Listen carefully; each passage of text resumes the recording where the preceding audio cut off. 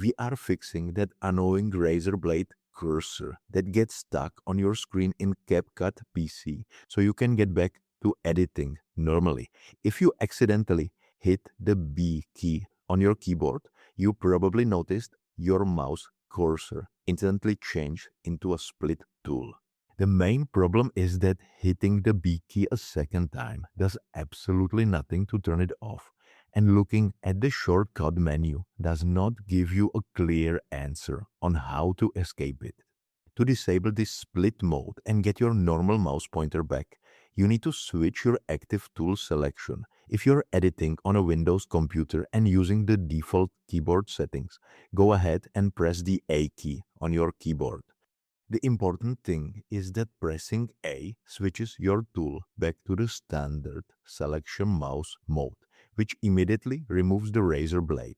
Now, if you are working on a Mac with the default layout, pressing the A key might not work for you.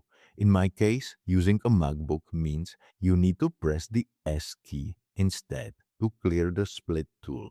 If you prefer using your mouse over keyboard shortcuts, you can also fix this by moving your cursor up to the top left corner of the timeline section.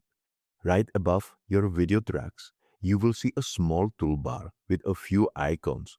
One icon looks like a standard mouse pointer, and the one next to it looks like a razor blade. Click directly on that standard mouse pointer icon, which represents the select tool, to manually deactivate the cutting mode. The trade-off with switching back to the selection tool is that you lose the ability to quickly slice through clips with a single mouse click. If you want to cut a clip while using the regular mouse pointer, you will have to manually move your playhead line to the exact frame you want to split, and then use the Ctrl+B shortcut on Windows or Command+B on Mac to make your cut. Once you select the normal pointer tool using either the A key, the S key, or the top timeline menu, the yellow line and the blade icon will vanish completely, allowing you to select and move your clips around the timeline freely without cutting them by mistake.